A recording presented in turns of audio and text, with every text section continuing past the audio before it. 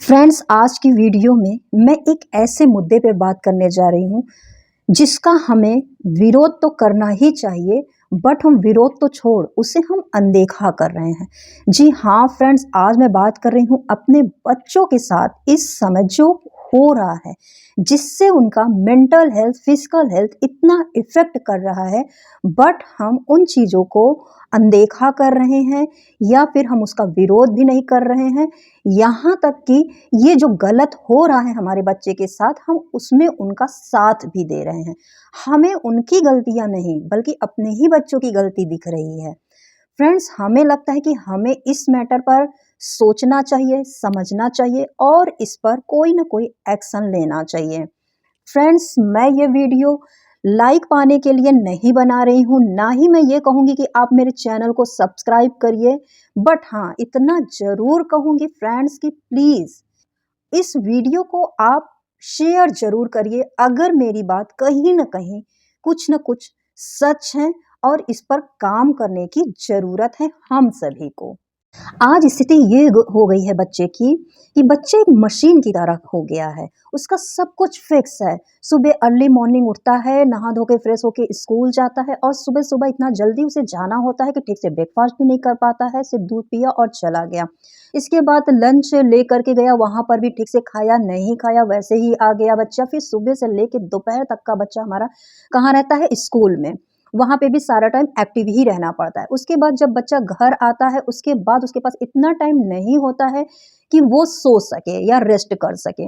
आया, खाना-पीना खाया और उसके बाद फिर उसको होमवर्क मिला होता है ट्यूशन का। ट्यूशन का होमवर्क करने के बाद ट्यूटर आ जाती है, ट्यूटर से वो पढ़ा, उसके बाद थोड़ा बहुत खेला, उसके बाद बच्चा इतना थक जाता है कि बच्चा सो जाता है, ठीक से उसका खाना-पीना भी नहीं हो पाता है। जब बच्चे की नींद ही नहीं पूरी होगी, जब बच्चा ठीक से खाएगा-पिएगा ही नहीं, तो क्या बच्चे के मेंटल हेल्थ और फिजिकल हेल्थ पर क्या उसका इफ़ेक्ट नहीं पड़ेगा? इसीलिए देखिए आज इतने कम-कम उम्र के बच्चों को भी कैसे-कैसे बीमारी होती जा रही है और बच्चा परेशान हो रहा है इन सारे रूटीन से। और उसमें भी कुछ पेरेंट्स ऐसे भी हैं जो बच्चे के इस स्कूलिंग और इस ट्यूशन के बाद भी कुछ क्लासेस भी जॉइन करा दिए हैं। मुझे नहीं समझ में आता है कि इतने छोटे बच्चों को इतनी सारी क्लासेस, इतना सारा एक रूटीन दे देना क्या सही है? क्या इससे नहीं लगता है कि बच्चे की पूरी तरह से फ्रीडम छिन गई है? बच्चा अपने आप कुछ भी सोच नहीं सक रहा है कि उसे क्या करना है। वो अपनी जो इच्छाएँ हैं, उसका जो शौक है, वो कहीं न कहीं दबती चली जा रही है और जिससे बच्चे का मेंटल हेल्थ, फिजिकल हेल्थ दोनों ही बहुत ज़्यादा इफ़ेक्ट कर रहा है। क्या आपको नहीं लगता है कि हम एज़ अ पेरेंट्स अपने बच्चों का बचपन छीन रहे हैं, उनकी आज़ादी छीन रहे हैं, उनकी खुशियाँ छीन रहे हैं, यहाँ तक कि उनकी जो इच्छाएँ हैं, उनकी जो शौक है, वो छीन रहे हैं। फ्रेंड्स, आज हमने अपने बच्चे को इस तरह से एक रूटीन में डालकर जैसे एक मशीन बना दिया है, जो सुबह सोने उठने से लेकर रात सोने तक बस एक मशीन की तरह टाइम टू टाइम अपने सारे काम कर रहा है। और हमें लगता है कि हमें उनको इतना ज़्यादा डिसिप्लिन में डाल दिया है, जिससे बच्चा अपना सोचने समझने की क्षमता भी खोते जा रहे हैं। फ्रेंड्स, हमें लगता है कि हमें इस चीज़ पर ध्यान देने की ज़रूरत है, वरना हमारे बच्चे इस टेंशन में शायद कहीं कुछ खो ना दें। इसलिए हमें लगता है कि हम ऐसा करके उन्हें एक हार्ड वर्क करना सिखा रहे हैं, एक डिसिप्लिन सिखा रहे हैं, बट ऐसा नहीं है। आप खान सर को तो जानते होंगे ना, खान सर ने भी यही बात कही है कि जब बच्चे 6 क्लास तक उन्हें एक आज़ादी के साथ पढ़ाई करने दें। उन्हें हम एक रूटीन में इसलिए रखते हैं ताकि वो थोड़ा-सा डिसिप्लिन रहे, वो इतनी देर तक बैठना और इस तरह से एक रूटीन को फ़ॉलो करते हुए सस्टेन कर सके कि हाँ, वो इतनी देर तक बैठ सकते हैं और वो उस चीज़ को समझ सके बस। उन्हें हमें इतना ज़्यादा भार नहीं देना है कि वो क्लास में बहुत अच्छा नंबर लाएँ या फिर सबसे आगे रहें, सबसे परफेक्ट रहें और हर सब्जेक्ट में अव्वल हों, ऐसा ज़रूरी नहीं। हर बच्चे में अपनी एक काबिलियत होती है और वो निखर के आएगी ही आएगी। बस हमें थोड़ा-सा शेप अप करना होता है, ना कि उन्हें इतना ज़्यादा प्रेशराइज़ करना होता है कि वो उनके अंदर जो टैलेंट है वो भी वो खो दें। फ्रेंड्स, इसी तरह के कुछ मुद्दे हैं जो मैं आपके साथ अभी शेयर करने जा रही हूँ।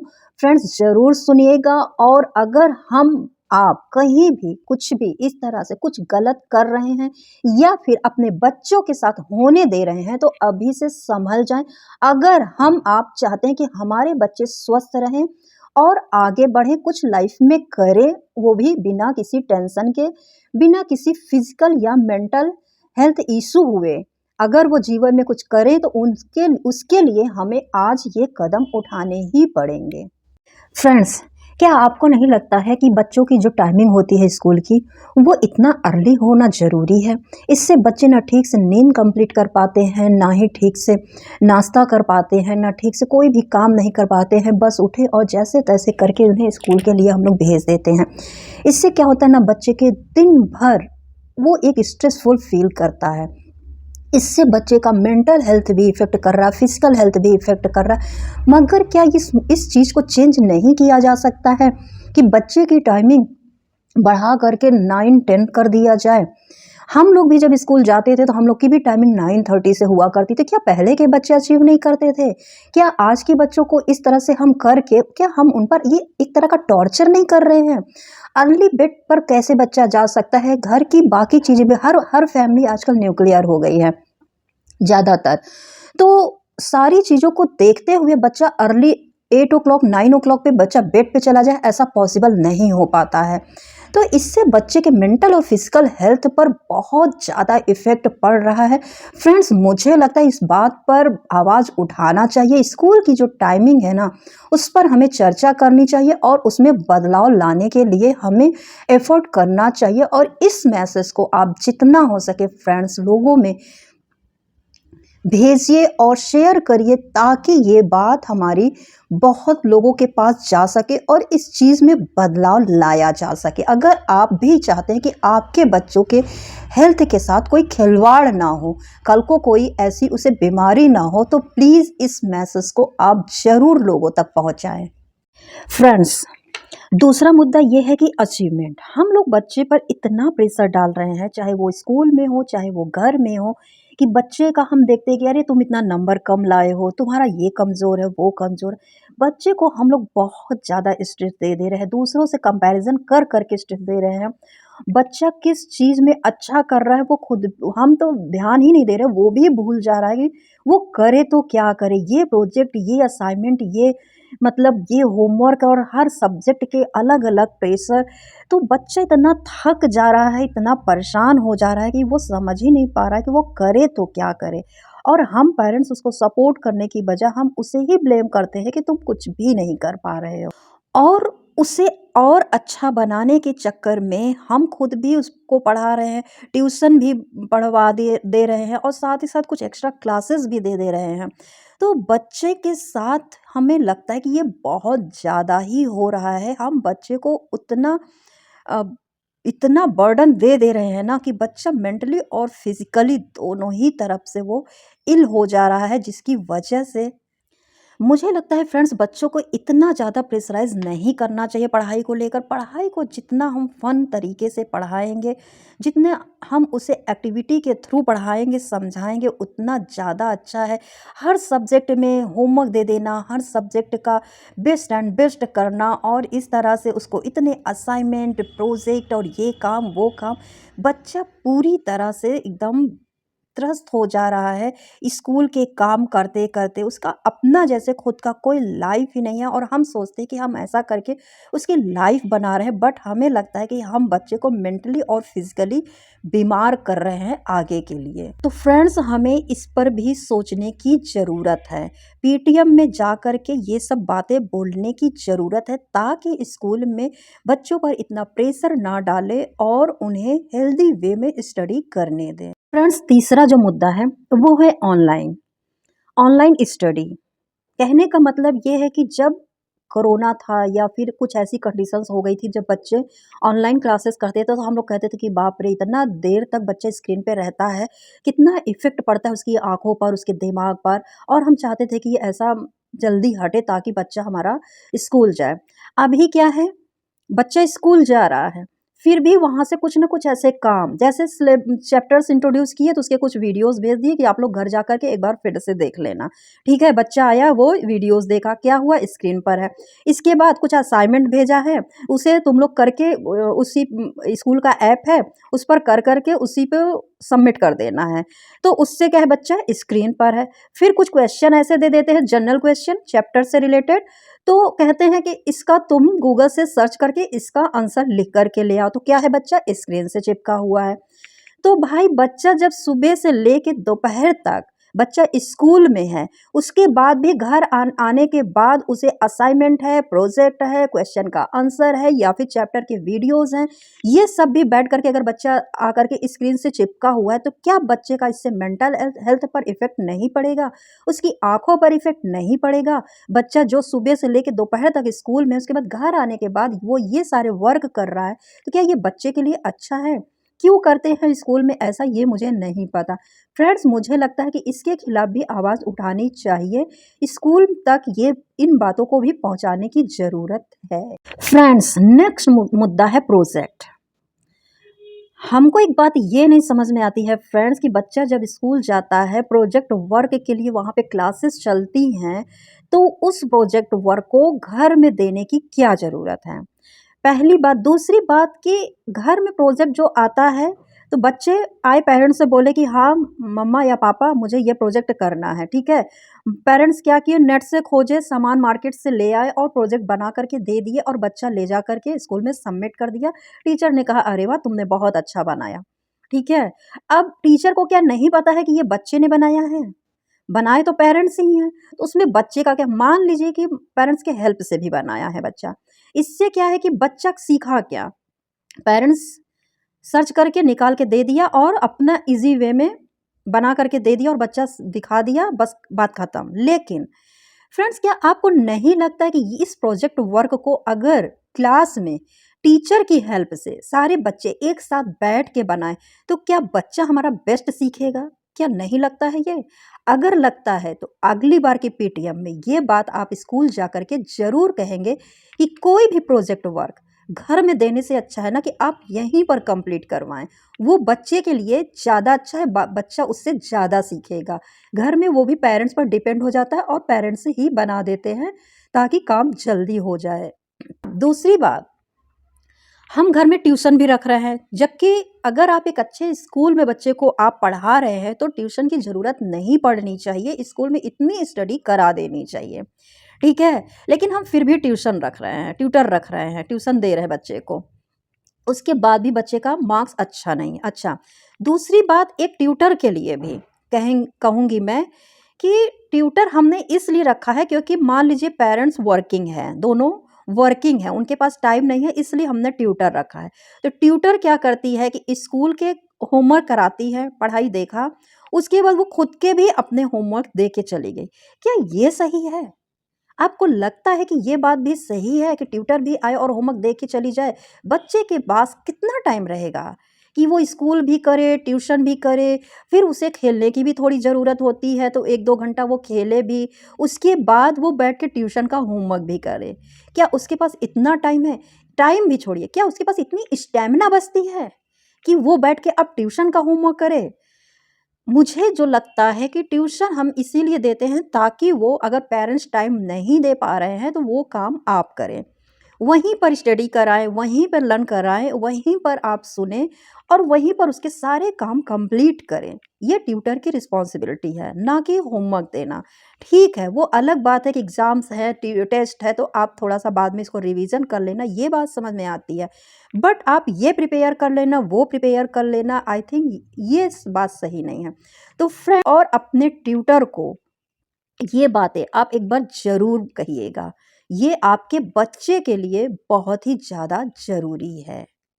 फ्रेंड्स, नेक्स्ट मुद्दा है पीटीएम। जो ये स्कूल में पीटीएम होता है और हम पेरेंट्स जाते हैं, तो कुछ पॉइंट्स इसमें भी हैं जो मुझे लगता है कि हमारे लिए जानना ज़रूरी है। वो ये है कि पीटीएम स्कूल में किया जाता है, कभी किसी भी वर्किंग डे में कर देते हैं, जो कि हर पेरेंट्स के लिए पॉसिबल नहीं हो पाता है कि वो लीव ले सके या लेट करके ऑफिस जा सके और उनका पीटीएम अटेंड कर सके। अगर आप अपने काम के लिए संडे यूज कर सकते हैं या फिर second Saturday, fourth Saturday use कर सकते हैं, तो क्या पीटीएम के लिए इन डेज को यूज नहीं कर सकते हैं? जो आप वर्किंग डे में पीटीएम रख देते हैं, जिसकी वजह से पेरेंट्स जा भी नहीं सकते। क्या आप यही चाहते हैं कि पीटीएम करें और पेरेंट्स ना आए? अगर आप चाहते हैं कि आप पीटीएम करें और पेरेंट्स आए, तो आपको वर्किंग डे छोड़ करके पीटीएम करना पड़ेगा। पहली चीज़। दूसरी चीज़, पीटीएम में फ्रेंड्स अगर हम जाते हैं, तो हमें सिर्फ उनकी नहीं सुननी है। अगर हमारा बच्चा का परफॉर्मेंस पुअर है, नंबर कम है, तो इसके लिए वो ना कंप्लेन करे, बल्कि हमें कंप्लेन करने की ज़रूरत है, क्योंकि बच्चा ज़्यादा से ज़्यादा टाइम आपके पास रहता है।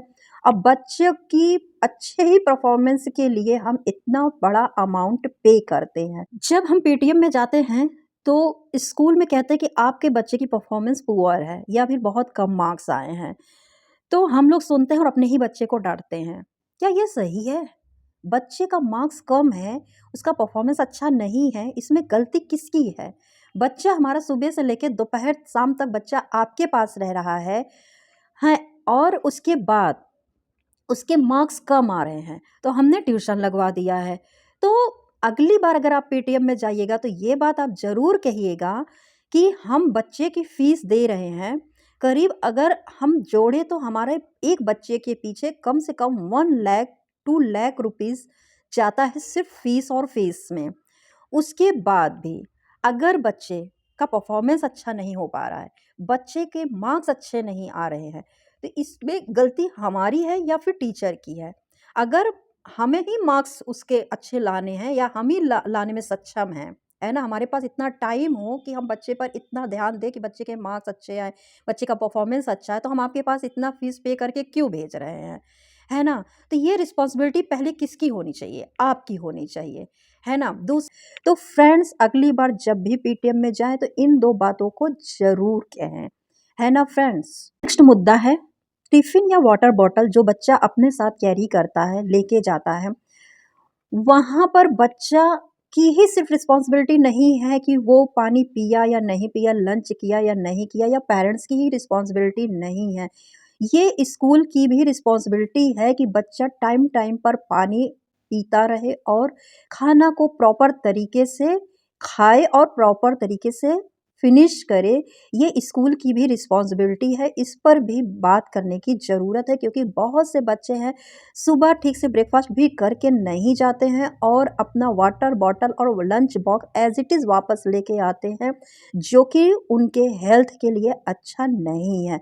तो फ्रेंड्स, इस चीज़ पर भी ध्यान देने की ज़रूरत है, स्कूल को भी इस बारे में अवेयर करने की ज़रूरत है कि हर पीरियड के बाद बच्चे को पानी पीने के लिए कहें, और लंच टाइम पर बच्चे का बॉक्स चेक करें कि बच्चे ने वो लंच फिनिश किया है या फिर नहीं किया है, और उस पर एक्शन ले। अगर बच्चा बार-बार ऐसा करता है कि लंच नहीं फिनिश करता है, तो पेरेंट्स को बोलें या फिर ऐसा क्लास में माहौल बनाएँ, एक ऐसा एटमॉस्फेयर बनाएँ कि बच्चे फटाफट अपना लंच फिनिश करें, और पानी के लिए उन्हें हर पीरियड के, हर क्लास के बाद पानी पीने के लिए कहना ज़रूरी है, जिससे कि बच्चे में पानी की कमी ना हो और बच्चे के हेल्थ पर इफ़ेक्ट ना पड़े।